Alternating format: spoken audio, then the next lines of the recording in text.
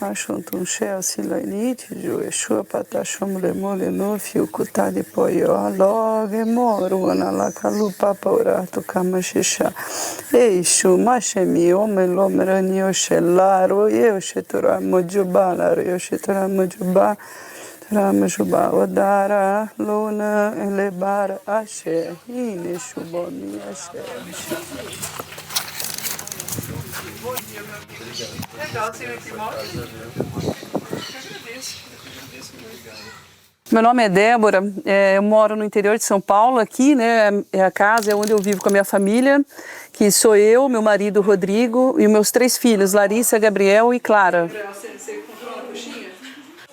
Não sei, vocês podem me falar. Eu sou padeira, né, trabalhei a vida toda com alimentos, com plantas, com agricultura. Eu estava na faculdade, né, onde eu tinha um projeto, o início de um projeto científico, e aí foi um ano que eu não pude, né, prosseguir, não saiu a bolsa aquele ano, eu não pude prosseguir com a faculdade, né, porque eu precisava de um ganho para sustentar a família.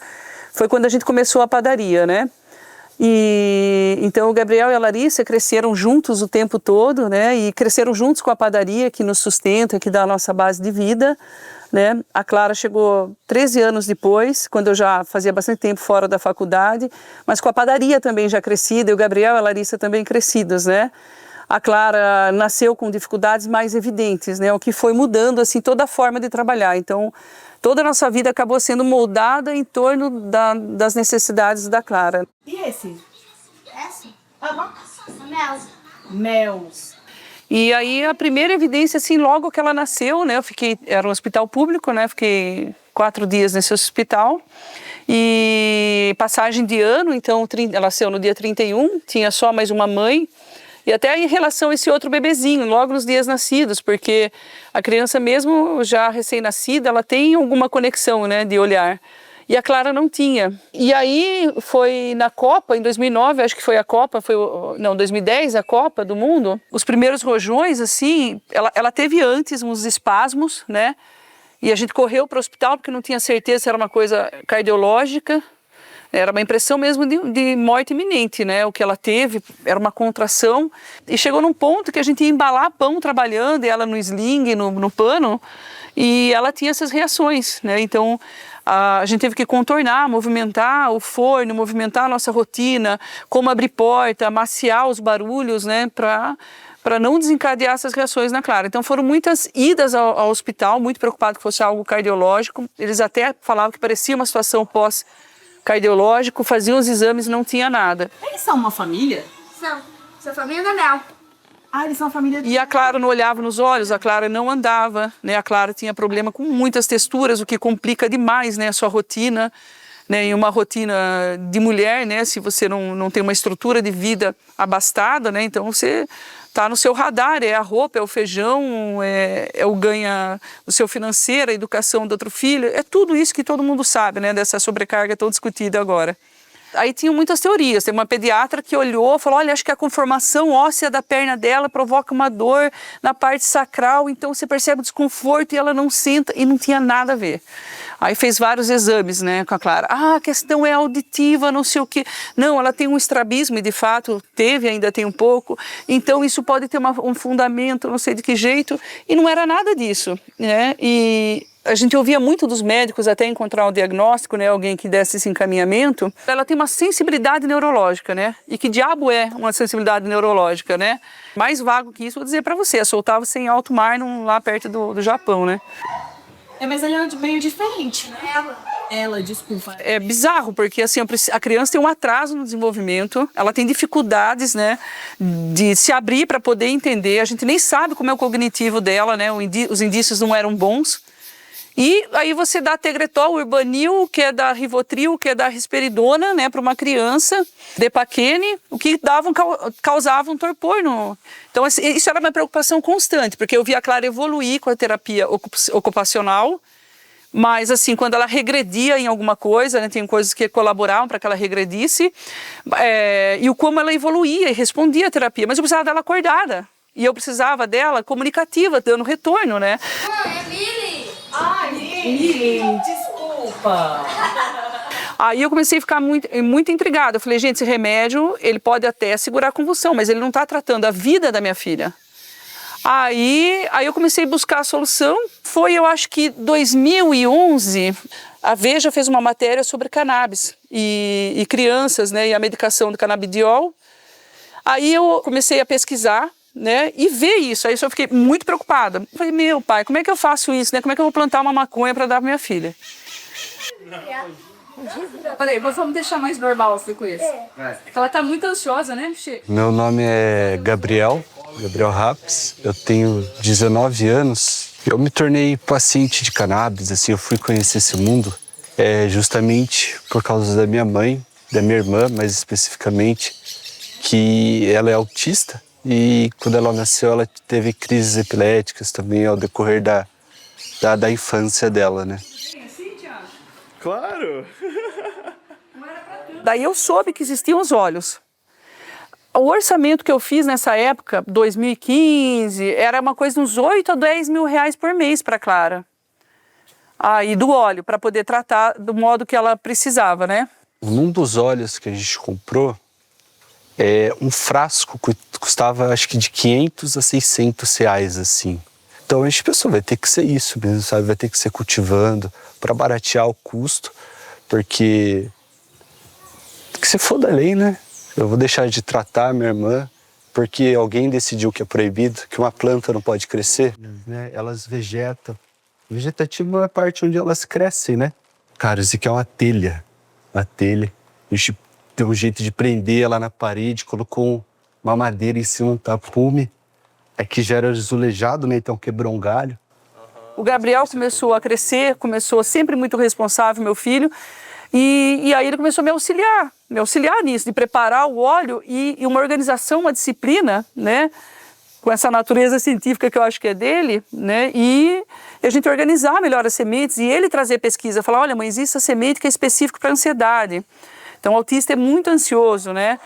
Eu com 16 anos, eu fiz o primeiro teste ali, né? Mas a gente não sabia a procedência, THC, CBD, o que era.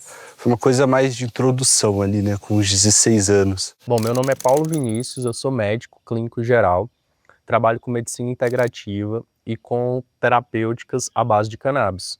Sou prescritor de cannabis já tem 4 anos e hoje eu sou diretor técnico do Instituto Manga Rosa de Medicina Integrativa, que atende pacientes que buscam por essa terapêutica. Quando a Clara chegou aqui, a Débora já vinha fazendo o tratamento da Clara. Ela já estava um pouco melhor.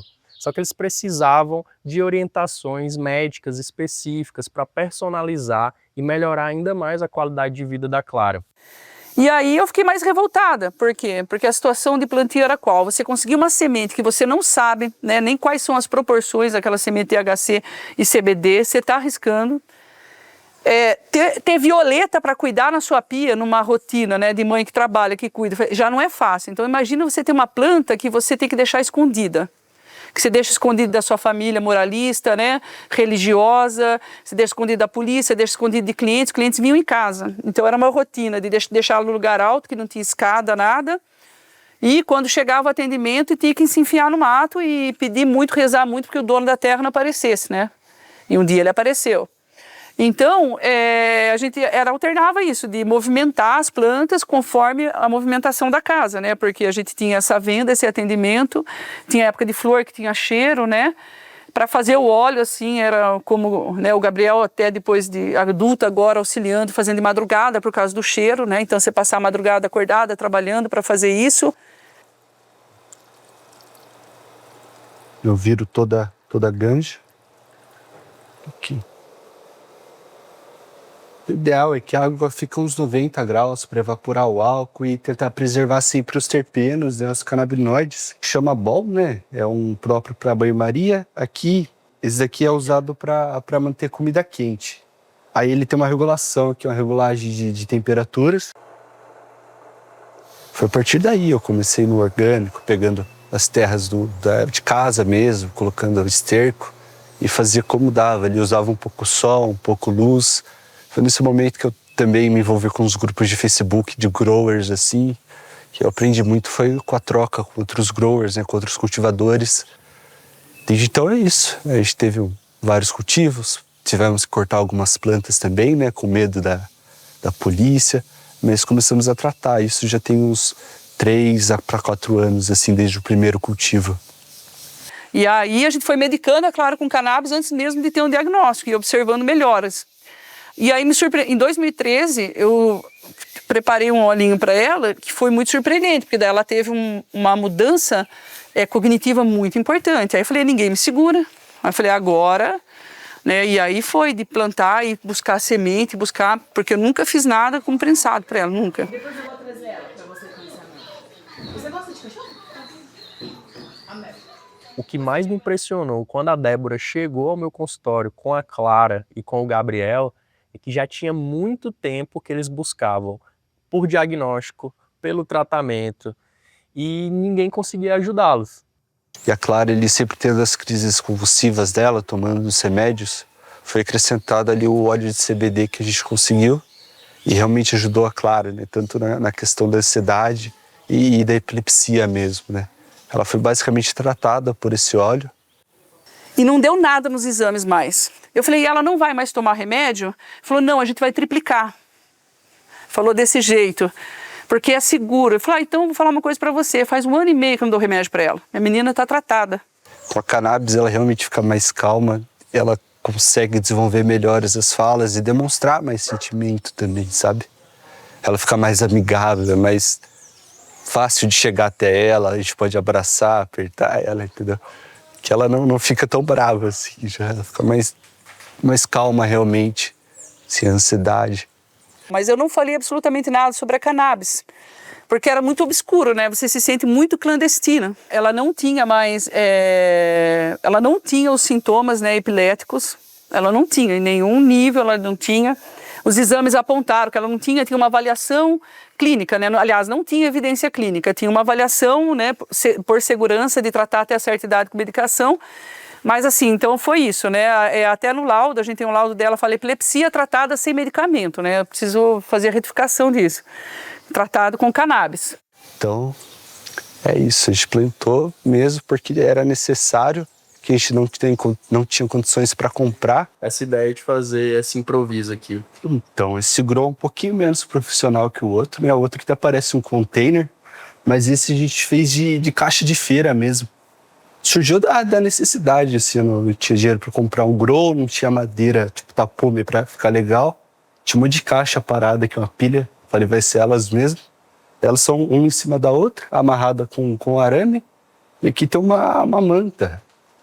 Acho que chama manta reflexiva mesmo, não é exatamente aquela milar que vem nos growers. Do que vocês estão falando contra autocultivo, né? De onde vocês saíram? Vocês são todos milionários, ricos, vocês podem, vocês têm acesso, vocês devem ter muita mobilidade, porque vocês não estão falando com a gente. Entendeu? A gente precisa plantar para fazer o óleo. Se eu chorar é porque eu estou brava, é de raiva, não é de tristeza, não. É de revolta, né? Essa é a palavra, nem raiva, é revolta. Porque você tem medo de ter uma planta e ser presa e perder a guarda do seu filho. A minha depressão, pelo que eu me recordo, ela começou com uns 14 anos, mais ou menos.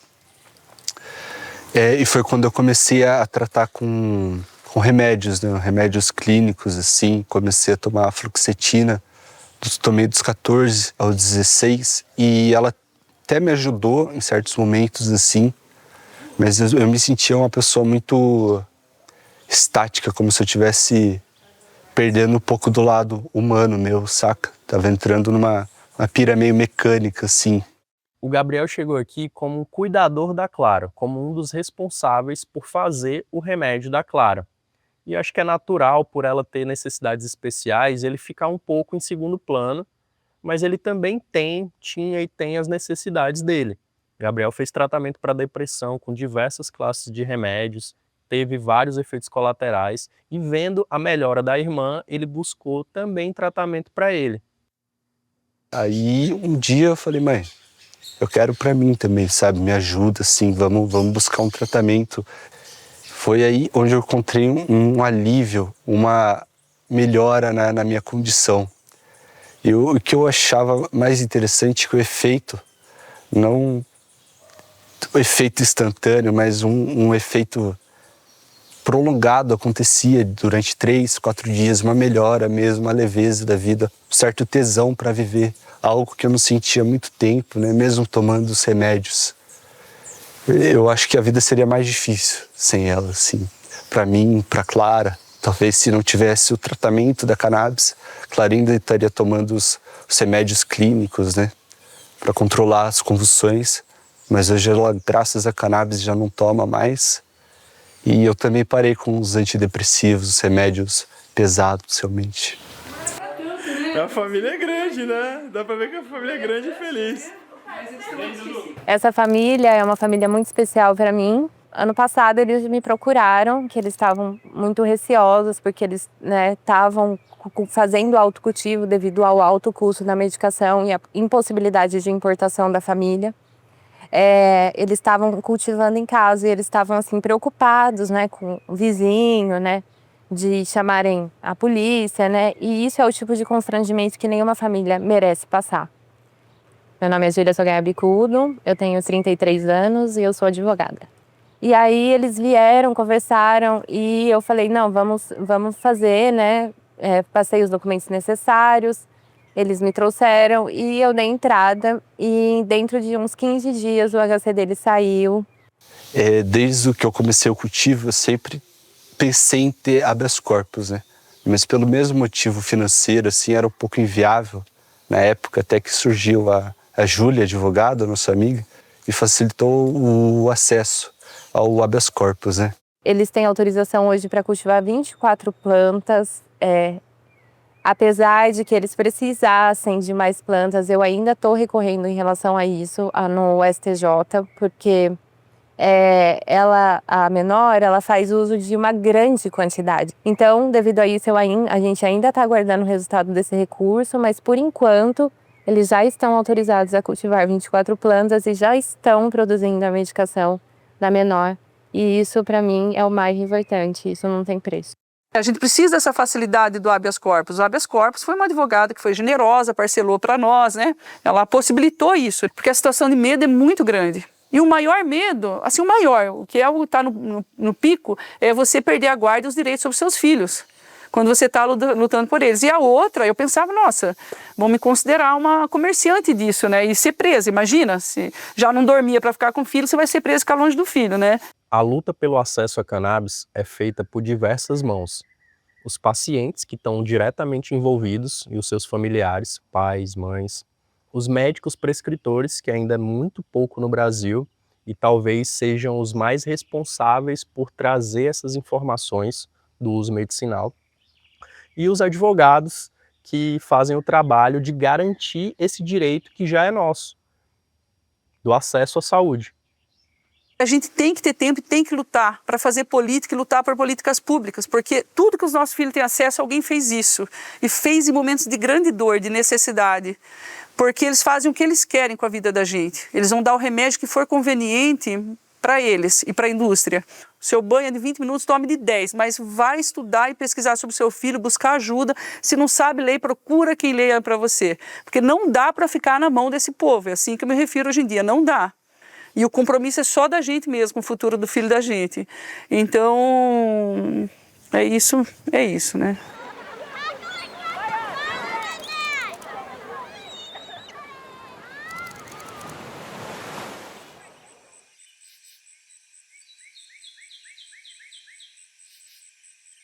Eu me chamo Ricardo Bem-Querer, eu tenho 56 anos, eu sou turismólogo, estou presidente do Quilombo de Bahia Formosa, aqui em Armação dos Búzios. Meu nome é Eduardo Faverê, neuropediatra, fiz minha formação na UFRJ, a vida toda na UFRJ, Fiocruz, diretor fundador da APEP, sou diretor médico científico da Flor Quilombola, a primeira associação quilombola de cannabis medicinal do Brasil. Essa associação ela surgiu devido à necessidade que muitos aqui no Quilombo têm. Eu sempre falava para minha mãe quando via na televisão, mãe, olha que tratamento bacana está surgindo com cannabis. E ela falava, isso é caro, isso não está ao nosso alcance, isso é fora da nossa realidade.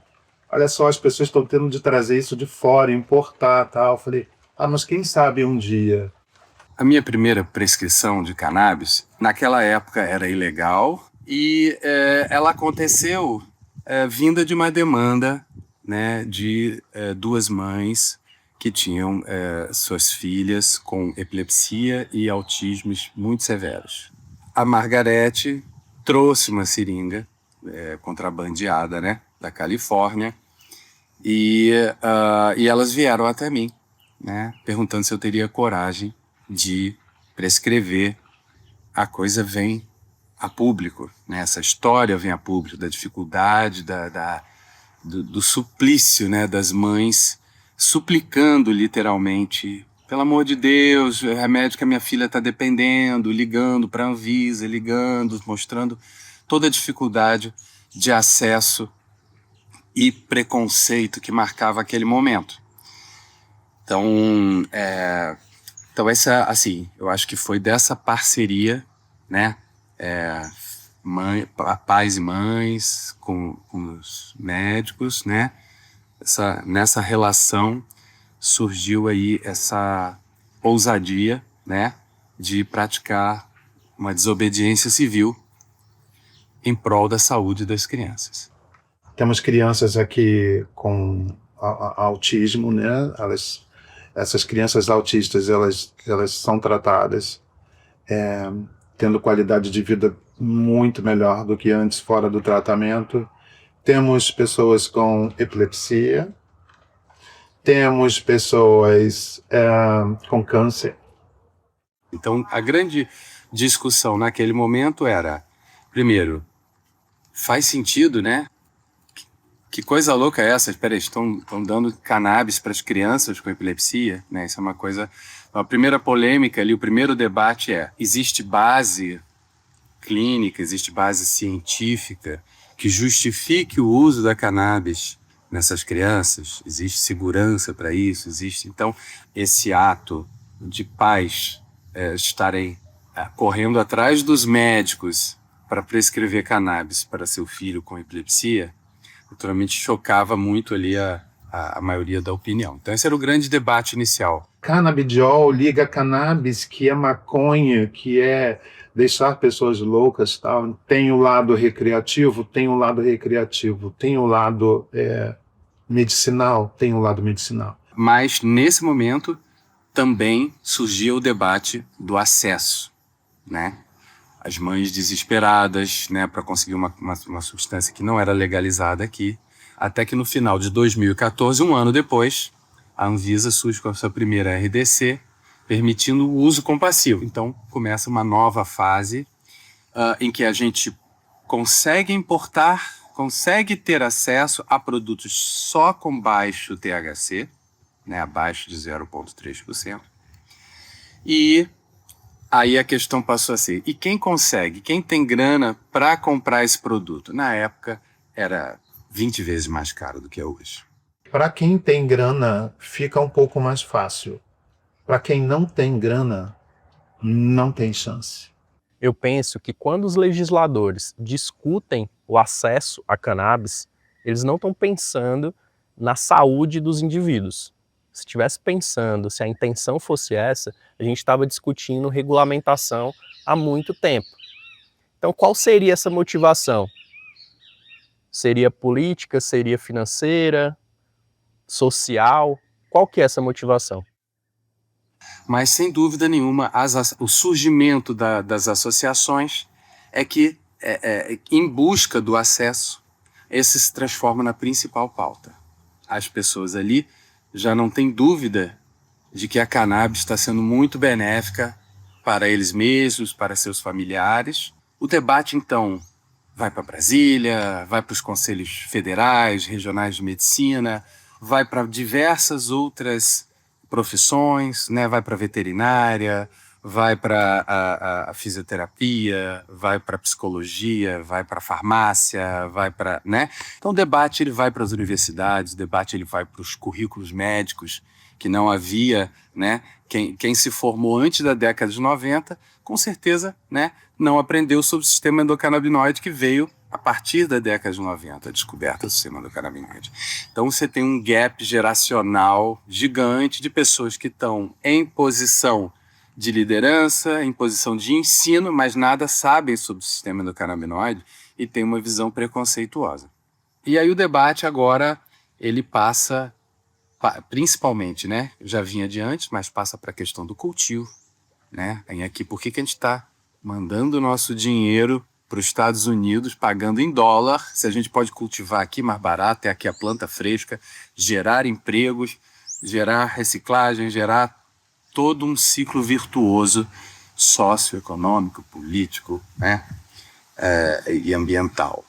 Se nós não conseguirmos o direito ao autocultivo, o que acontece é terrível. É um monte de pessoas que depende de nós, depende do nosso trabalho, e nós não vamos conseguir abranger as necessidades dessas pessoas.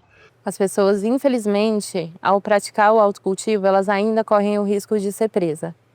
Por isso, é necessário o paciente ter o HC, por uma segurança, né? Claro que ter o autocultivo é também uma desobediência civil e é também necessário, mas a paz, né, que as famílias, né, quem tem um filho, quem tem um pai, né, dentro de casa, não quer sofrer um constrangimento, ainda que você, né, tá lá 2 plantas, né, tipo, é um usuário, mas ninguém quer ter sua casa invadida com truculência, como infelizmente é.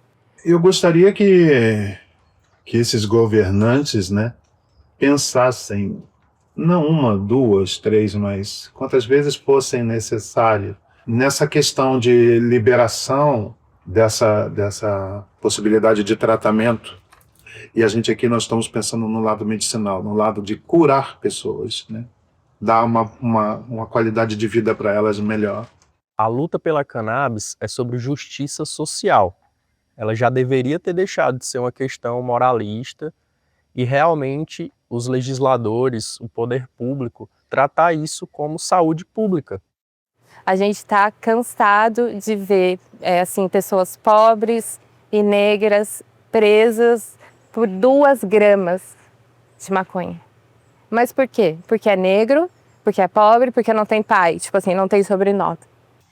Agora surgem associações com muita qualidade, né, buscando mesmo a excelência no cuidado do outro. E aí a gente se toca de que nada foi feito em termos de reparação histórica. Minha segunda mãe, eu tenho uma segunda mãe, ela falou, olha só, preconceito sempre existiu, existe, sempre existirá. Tudo que vocês fizerem, que você fizer, você tem que provar que é 2 vezes, 3 vezes melhor que uma pessoa de pele branca. Isso é fato.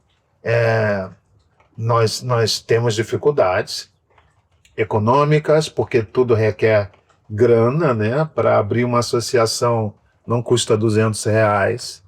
E quando cai em exigência determinados documentos, você tem que ir lá e de novo, e tem passagem, todo deslocamento, então nada é fácil para nós, tudo é 2, 3 vezes mais difícil. Se um branco é pego com um cigarrinho de maconha, é uso recreativo. Se um negro é pego, seja lá com uma pequena quantidade também de maconha, ele é um traficante, então como é que faz? Por que isso? Então a gente já sabe como é que isso acontece. A polícia precisa entender que existem pacientes, que existem pessoas que fazem o uso medicinal da cannabis. Ninguém quer vender, ninguém quer comercializar, as pessoas querem se tratar, as pessoas querem só qualidade de vida. Então isso é preciso, é uma conscientização cultural, não só na polícia, é da sociedade como um todo também.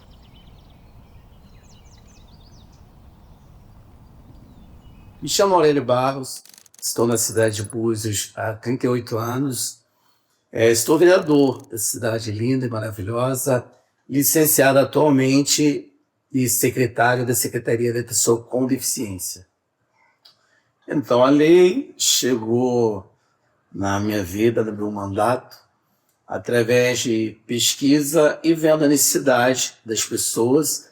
E a gente percebeu ali o quanto esse medicamento, né, o cannabis medicinal, estava fazendo a diferença na vida das pessoas dentro da ilegalidade. E a gente quis dar a legalidade na coisa. Búzios foi, de fato, a primeira cidade que criou uma lei que efetivamente funcionasse para acesso a cannabis. Hoje a gente vê diversos estados, cidades criando essas leis para acesso através do SUS, mas em Búzios, além dessa lei, foi criado um serviço onde acolhia os pacientes, passava por um serviço de neuropediatria, que inicialmente foi comandado pelo Dr. Eduardo Faverê. Eu tive o prazer de ser voluntário lá, de acompanhar e atender diversas crianças, e depois com o acesso realmente ao medicamento, que isso também é importante, não só o acolhimento, o atendimento e o acesso ao remédio.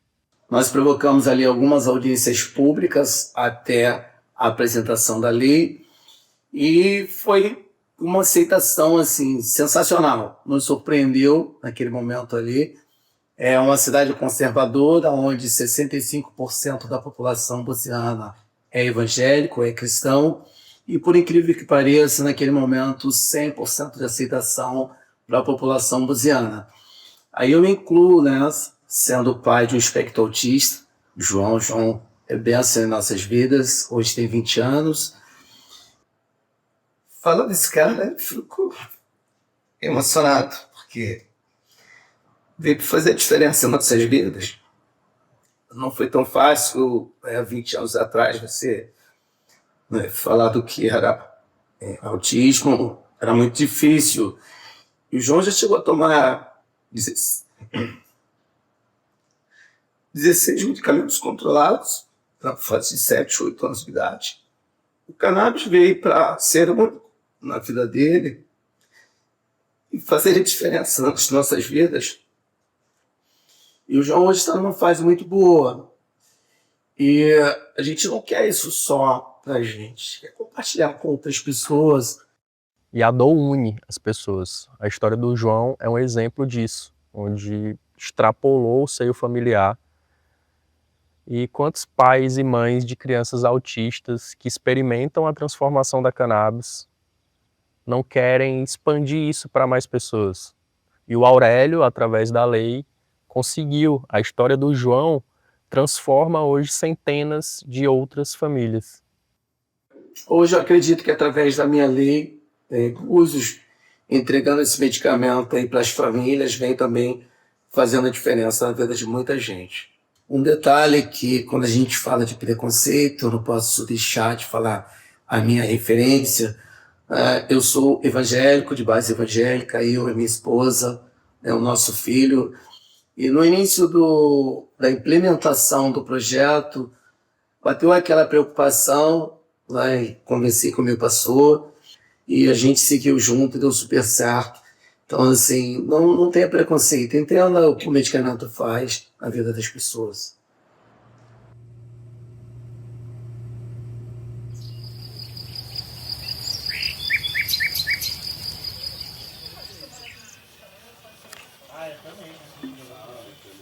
Meu nome é Renato, sou presidente da Coesa Sativa. Sou Rogério Martins Amorim, sou professor associado da Faculdade de Medicina Veterinária e Zootecnia, da Unesp, campus de Botucatu. A Coesa Sativa, ela atua oficialmente com o CNPJ aberto desde agosto de 2023. O NEICAN é o Núcleo de Estudos Interdisciplinares em Cannabis. Ele foi criado em maio de 2022, portanto, somos recentes. Os objetivos do grupo estão relacionados exatamente a explorar o potencial da cannabis, tanto no âmbito medicinal, quanto também no âmbito industrial e também no âmbito ambiental. Inicialmente, eu até como sonho individual ali, primeiro ajuda os pacientes a estar fazendo um trabalho que o Estado não está dando conta, que é fornecer o óleo para tanta gente que está já em necessidade, e também até pelo ponto de vista do cultivo, produção, medicina. A gente sempre pensou que ter a Unesp aqui era um potencial muito grande, alinhado o máximo possível com a pesquisa. Eu gosto de dizer uma frase de um colega que diz que lugar de maconha é na universidade. Por quê? Porque eu acho que é na universidade, e no Brasil as universidades são os principais produtores de ciência.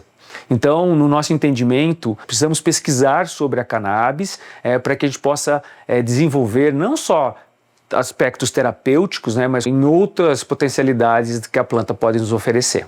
A sociedade brasileira ela perde bastante, né, devido aos entraves hoje proibicionistas, né? Por exemplo, eu vejo a cannabis como um bom exemplo de saúde única, aonde a planta ela pode oferecer a saúde humana para diversas enfermidades, ela também pode oferecer a saúde animal, da mesma forma, através de tratamento de enfermidades, porque o sistema endocannabinoide ele está presente em todos esses mamíferos.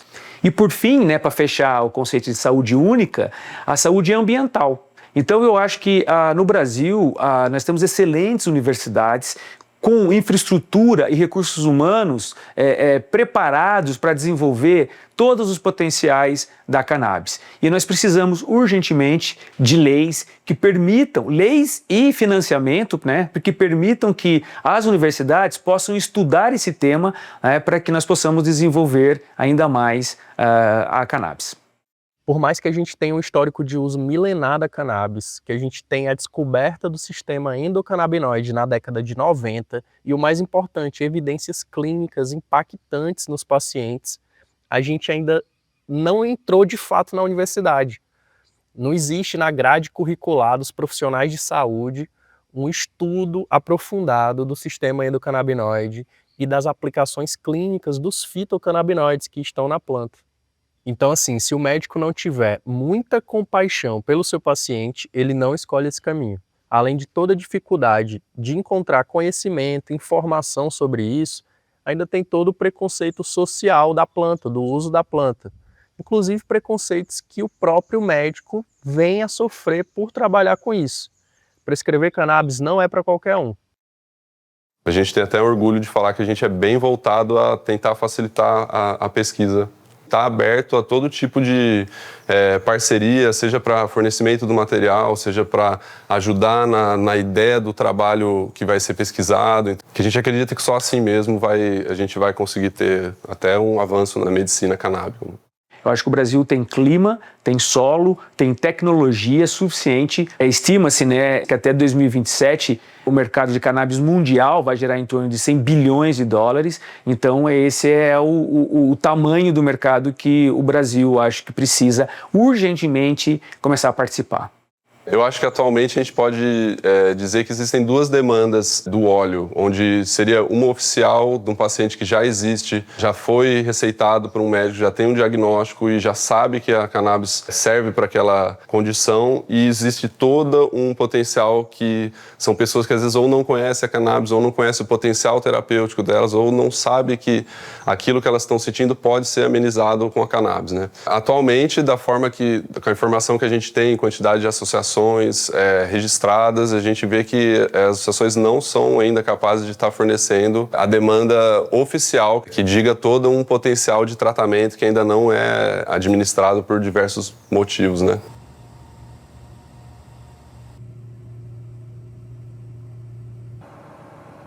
Meu nome é Thales, sou engenheiro agrônomo, formado aqui na Unesp de Botucatu. Sou o Bruno, sou biólogo e sou responsável aqui pelo laboratório da Questa, junto com uma farmacêutica responsável. Aqui eu sou o diretor de cultivo e eu cuido das plantas, desde o vegetativo até a floração ali. Meu sonho sempre foi trabalhar com cannabis, desde que eu tinha 15, 16 anos, e vim fazer agronomia por isso. Plantar maconha é fácil para mim hoje em dia, né? No começo eu apanhei bastante nas primeiras plantas, mas depois você percebe, você vai tendo um toque com a terra ali, você percebe o que a planta precisa e acaba sendo algo bem simples.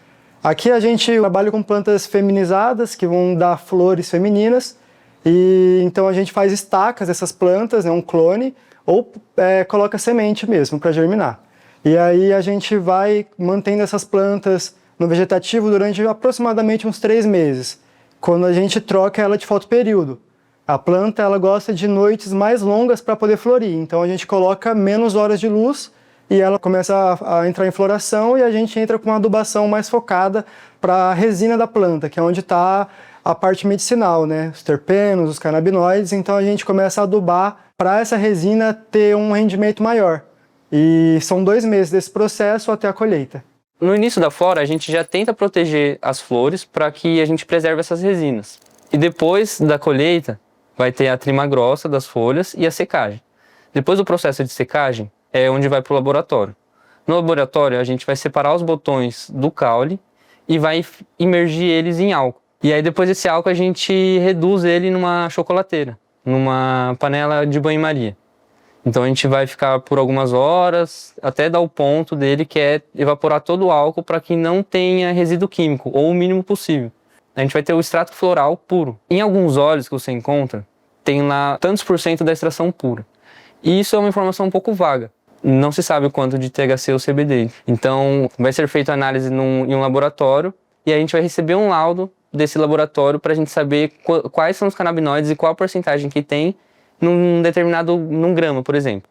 E aí, a partir disso, a gente vai conseguir fazer a diluição, a gente faz em azeite, com uma concentração mais exata, o mais próximo possível, com uma segurança e qualidade que as pessoas precisam, né? Depois desse óleo diluído, a gente vai fazer um invase, e depois desse invase ele está pronto para o paciente.